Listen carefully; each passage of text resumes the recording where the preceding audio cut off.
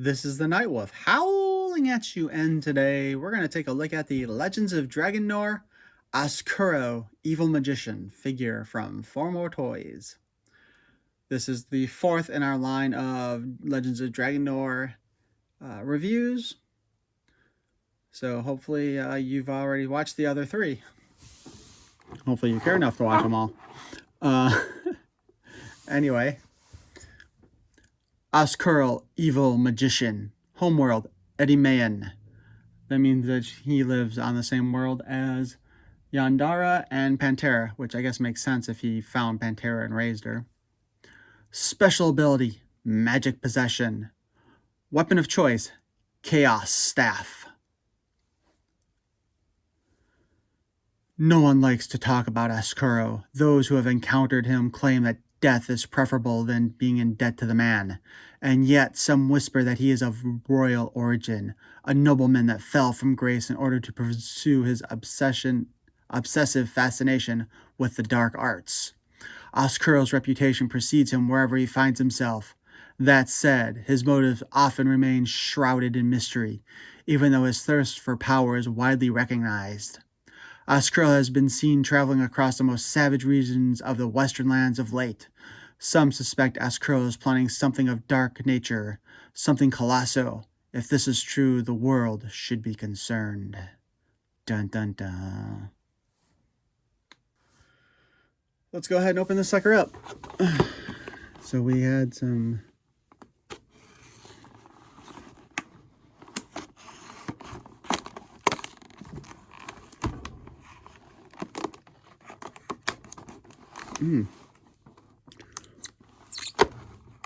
I knew our luck couldn't last on the cutting part.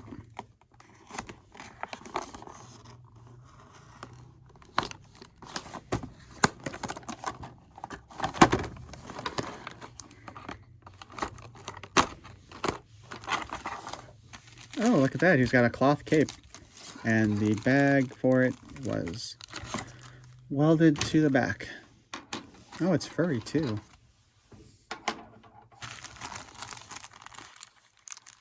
You gotta love the soft goods with action figures. That is actually really nice.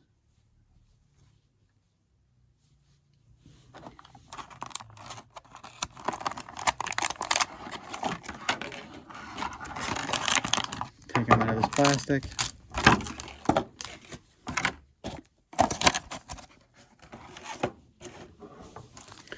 Here we have the Chaos Staff. Not to be confused with the Havoc Staff.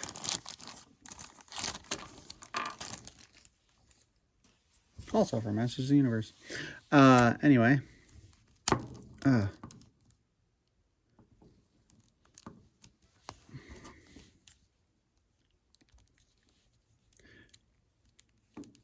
Kind of reminds me of the Havoc Staff, though, from the CGI He-Man and the Masters of the Universe cartoon that Netflix did. Also,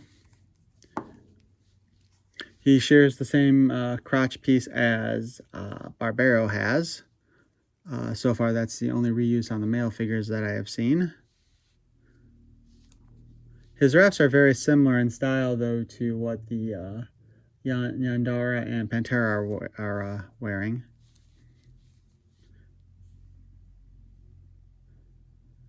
I wonder if this is painted. It kind of looks like it might be, and I don't know what the real color underneath it is.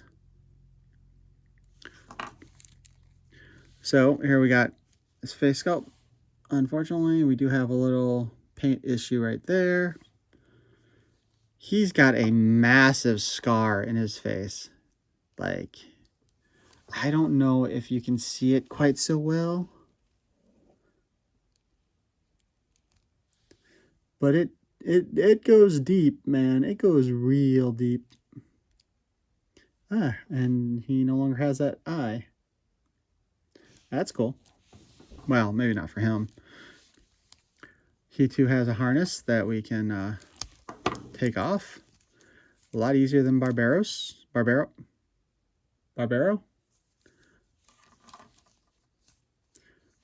He looks like he's wearing their equivalent of a hoodie, kind of. looks like a button-up shirt. We got collar there. We've got little ropes here. And if it had a hood back here, it would be basically a hoodie.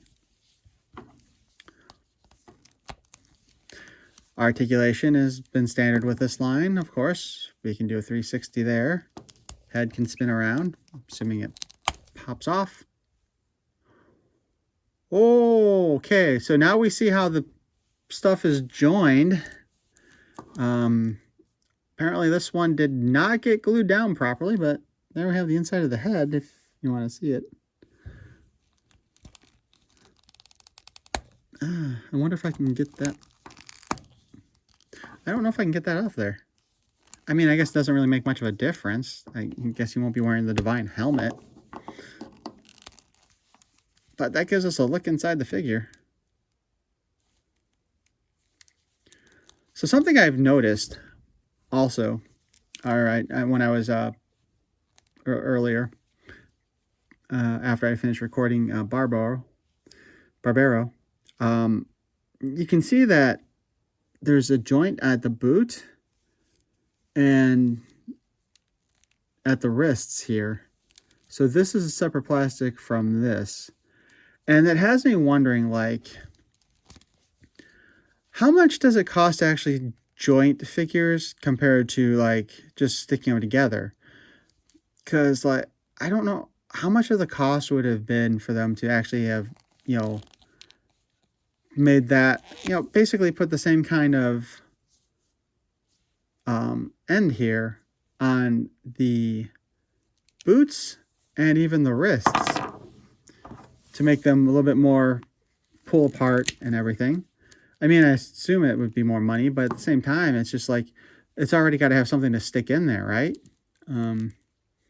I'd love to get a chance to talk to the guys from FOMO to find out more about that kind of a thing. But yeah, I do like this head sculpt, and I do, man, that really is a wicked looking scar. That is really nice. Kind of a Skeletor-esque bit on the front there. Also, like, this makes me think kind of a vampire more than anything else. I guess potentially it could be like kind of like a horde thing. But I would have liked one thing if we could have like twisted this a little bit more, because I think it looks weird for the staff to be off to the side like that. Oh, and we almost forgot the cape.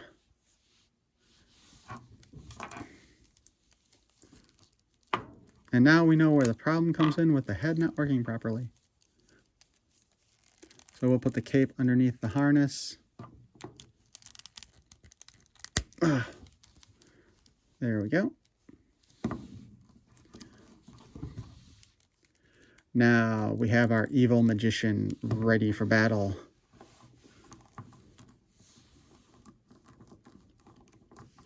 I think he actually looks pretty cool as a figure, though. I definitely like the soft goods cape. I wish Origins did that more often, like the Vintage did. But that's not the only reason why we're here. We're also here to take a look at the series MacGuffin.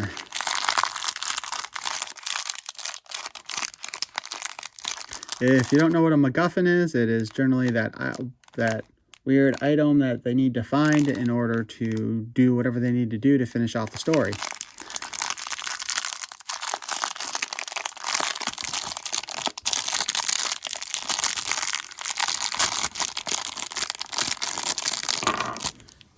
For example, if you remember watching Avatar, the Unobtainium was the MacGuffin. There's actually a G.I. Joe episode called The MacGuffin Device that kind of mocks the whole thing, which, go back and watch that.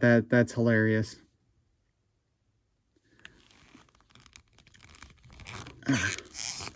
Ooh, that was hard.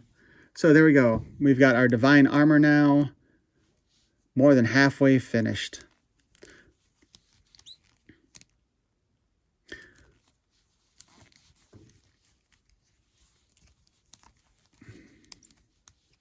Color again.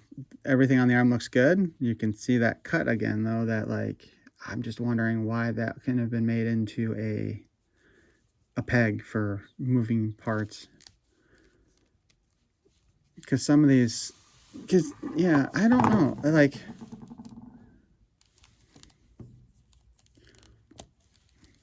because you can see here, like, his staff holds a little bit more straight here. So it's almost like this was placed wrong or glued in position wrong.